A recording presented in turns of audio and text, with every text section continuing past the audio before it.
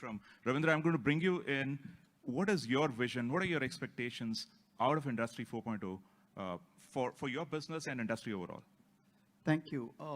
I clearly feel Industry 4.0 is an idea whose time has come. And let me explain.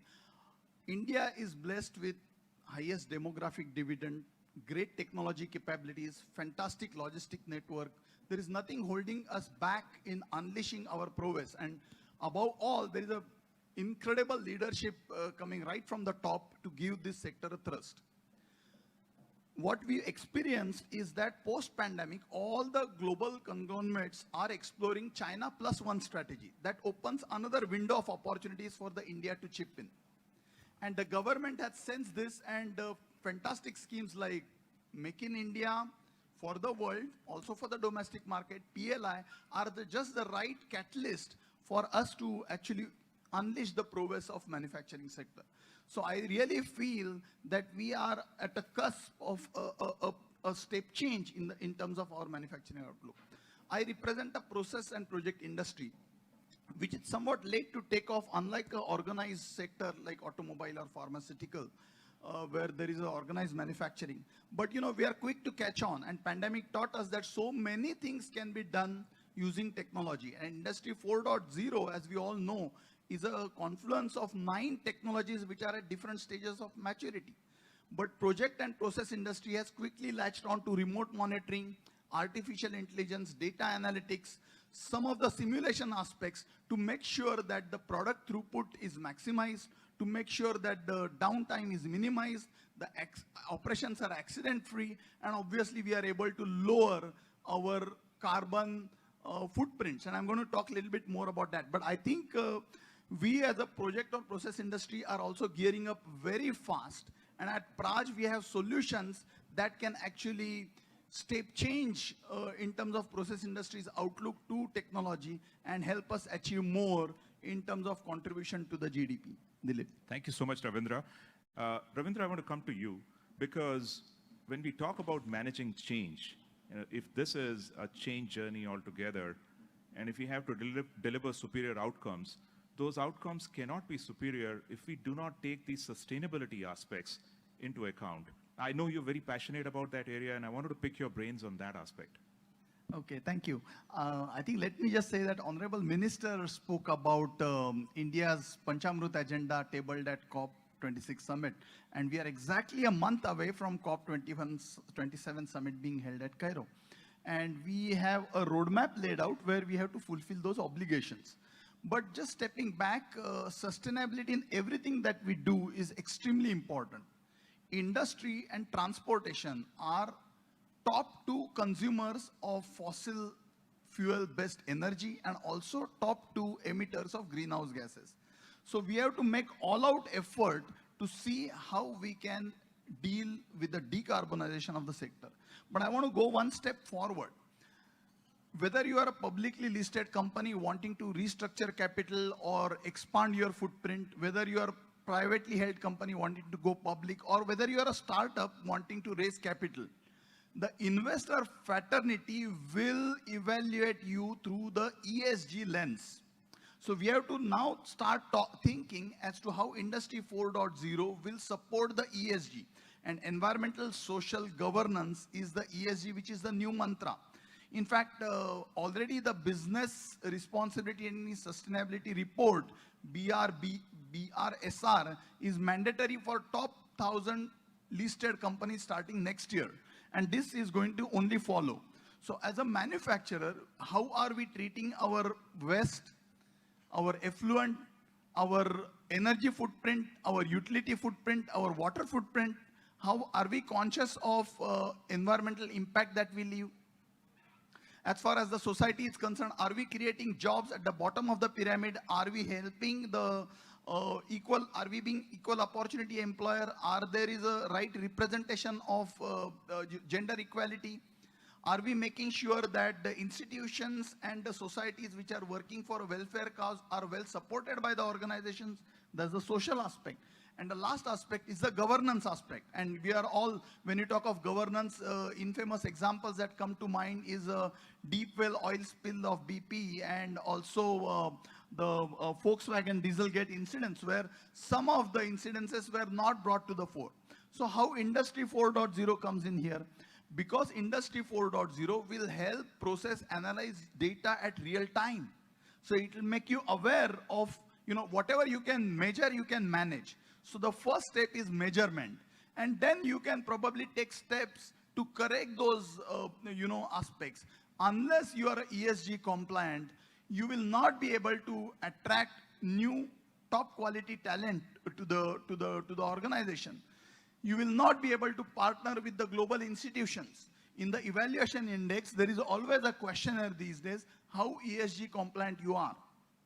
And we are going to see that going forward, this is only going to grow. So if manufacturing sector harnesses the prowess of digital technology, and there are, as I said, there are 9 aspects of Industry 4.0 which are at different phases of maturity, and we can harness in bits and pieces to our need, we will be able to better manage our environmental impact, we will be able to better manage our social impact and also the governance impact.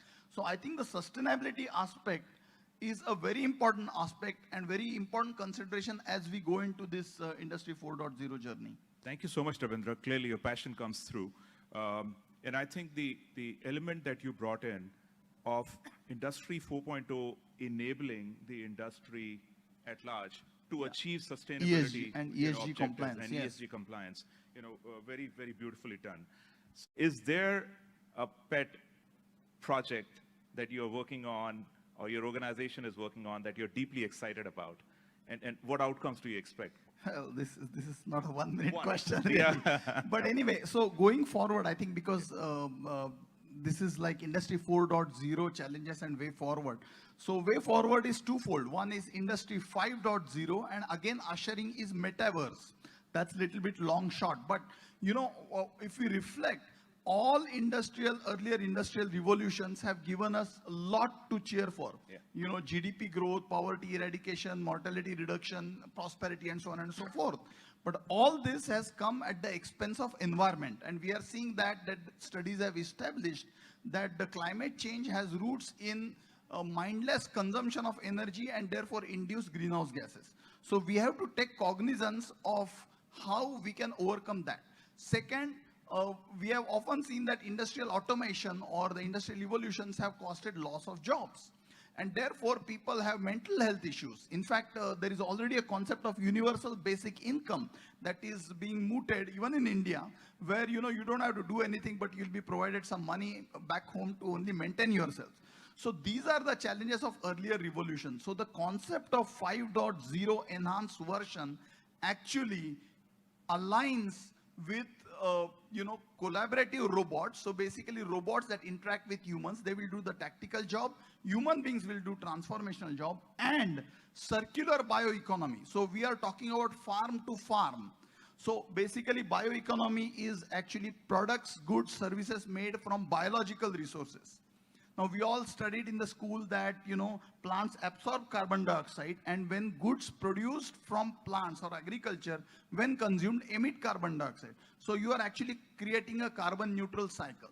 So we have the next industrial revolution, which is already being tied and we are working very strongly on, is actually a concept of Industry 5.0 enhanced version, where bioeconomy and collaborative robots are aligned to the industrial evolution to strike a fine balance between people, planet, and profit.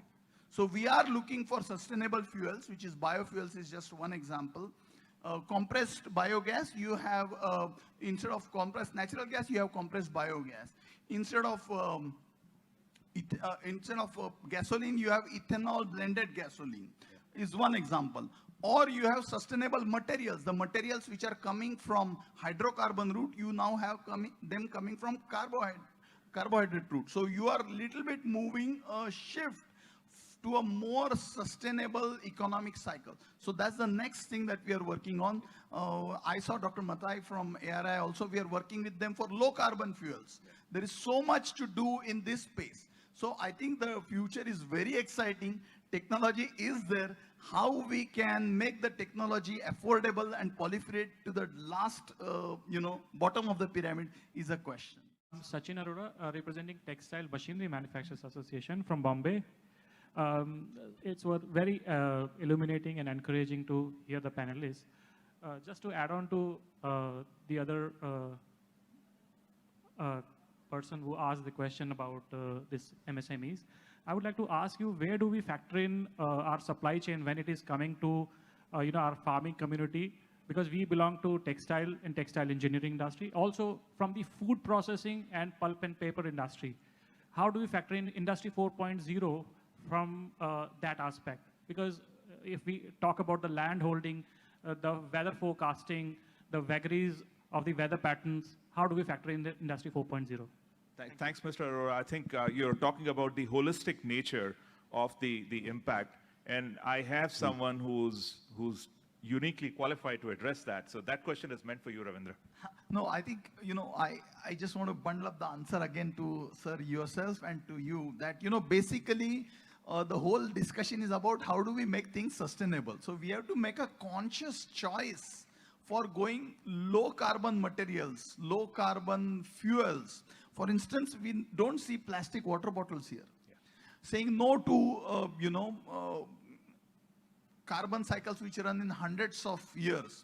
So I think that was quick response to him. Now you're right that how do we make the whole industry 4.0? That's a possibilities are infinite to actually have applications in an area that you described, right from knowing the crop patterns, right from knowing the weather conditions, right from knowing the harvesting times, feedstock management, processing time, and then further uptime. So it's a only thing I can say is opportunities are unlimited.